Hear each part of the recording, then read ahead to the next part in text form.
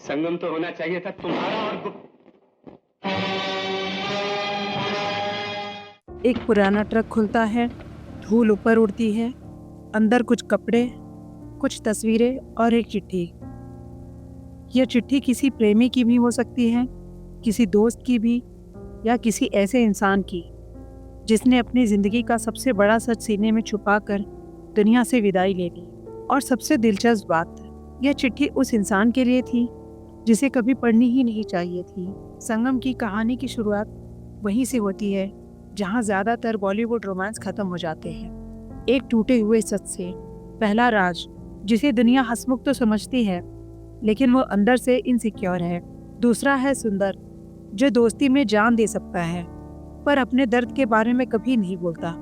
और तीसरी है राधा, जिसे दोनों अपना दिल दे चुके हैं लेकिन उसे सिर्फ सच्चाई चाहिए, वो भी बिना झूठ के। लेकिन कहानी में सबसे बड़ा रोल किसी इंसान ने नहीं, एक लेटर ने निभाया है। वही लेटर जो शुरुआत में बस एक कागज लगता है पर आगे चलकर तीनों लोगों की जिंदगियां अलग अलग दिशाओं में ले जाता है। और सबसे बड़ी कमजोरी, कभी कभी हम सच बोलकर रिश्ते नहीं बचाते, हम सब छुपा कर भी बिगाड़ देते हैं। ठीक यही यहाँ होता है। एक चिट्ठी लिखी जाती है पर उसका जवाब कभी नहीं दिया जाता।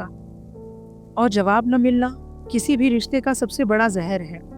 अब अगर तुम्हें लगता है कि तुम इस कहानी को पहले से जानते हो तो ज़रा ठहरो, क्योंकि इस स्क्रिप्ट में जो मैं तुम्हें कहानी सुनाऊंगी उन तीनों की असली जर्नी, वो दर्द जो फिल्म में सिर्फ चेहरों पे दिखा लेकिन बोला नहीं गया। दोस्तों, अगर आप सोचते हैं कि संगम सिर्फ एक साधारण प्रेम कहानी है तो आप बहुत ही गलत कर रहे हैं। आज मैं आपको वो दिखाने वाली हूँ जो शायद कभी आपने नोट नहीं किया। अगर आप इस कहानी को पूरा समझना चाहते हैं तो वीडियो को आखिरी तक जरूर देखें। लेटर में आखिर क्या था और इसे 3 जिंदगियां क्यों बर्बाद हुई?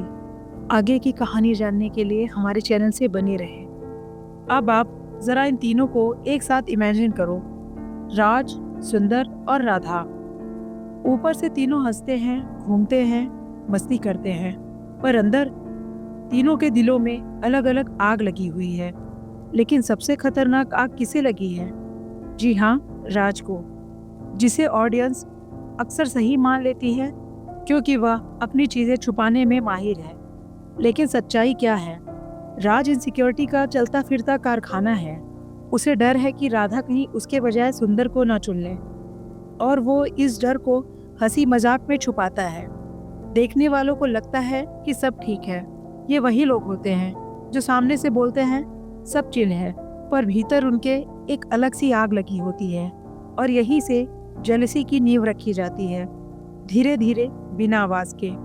सुंदर दूसरी तरफ वह इंसान है जो प्यार करता भी है तो चुपचाप। वह राधा के लिए भूखा नहीं है, वह उसको मजबूर नहीं करता। उसका प्यार लाउड नहीं, ऑनेस्ट है। इसलिए राज उससे डरता भी है, क्योंकि चुप रहने वाले लोग सबसे ज्यादा खतरनाक होते हैं। और राधा, वह इन तीनों की एकमात्र इंसान है जो दूसरों की भावनाओं को समझती है लेकिन अपने दिल की सुनने से डरती है। और उसकी सबसे बड़ी गलती भी यही है, वह क्लैरिटी से बचती है, सच को टालती है, क्योंकि सच अक्सर कड़वा और जटिल होता है।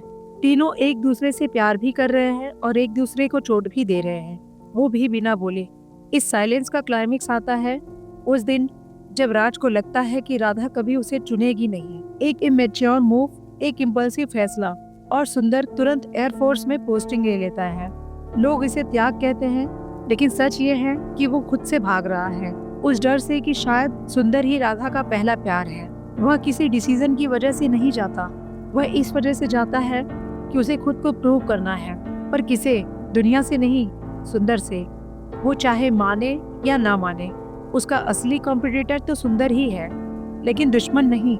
राज वॉर मिशन पर जाता है, उसकी खबरें न्यूज़पेपर में छपती हैं, डेथ, मिसिंग, अनसर्टेन फेट। अचानक उसकी एब्सेंस तीनों के बीच की हवा को और भारी बना देती है।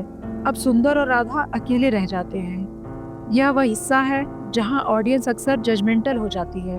पर मैं तुम्हें एक बात सीधी बता दूं, जब कोई तीसरा इंसान हट जाता है तब 2 लोगों का असली रिश्ता सामने आता है, चाहे प्यार हो या नफरत या कंफ्यूजन।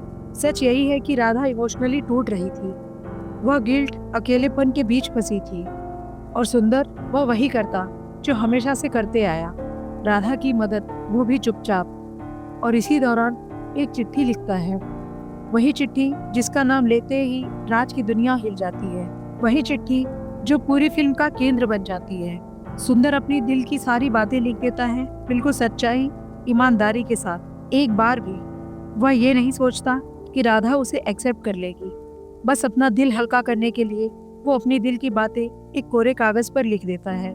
यही सच्चाई आगे चलकर राज को अंदर से इनसिक्योर कर देती है। कुछ ही समय बाद ब्रेकिंग न्यूज आती है, राज जिंदा है। इमोशनल होना चाहिए था, पर असलियत यह है, उसके लौटते ही तीनों के बीच एक इनविजिबल वॉल खड़ी हो गई। जैसे ही राज और राधा की शादी होती है, राज के भीतर की इनसिक्योरिटी भी उसके साथ उसी मंडप में आ खड़ी होती है, और आगे चलकर उसी इनसिक्योरिटी का निकला हुआ जहर पूरी शादी को धीरे धीरे मारने लगता है। अब यहाँ से असली खेल शुरू होना था, क्योंकि राज सिर्फ पति नहीं बना था, वह इन्वेस्टिगेटर भी बन चुका था। वह उस चिट्ठी की तलाश में था जो उसे तोड़ देगी, और शायद राधा सुंदर का सच भी खोल देगी। और दोस्तों, कहानी यहीं से एक डेंजरस मोड़ लेती है। वो चिट्ठी जिसे राज को कभी देखना ही नहीं चाहिए था, वही अब उसकी शादी की नींव हिला देने वाली थी।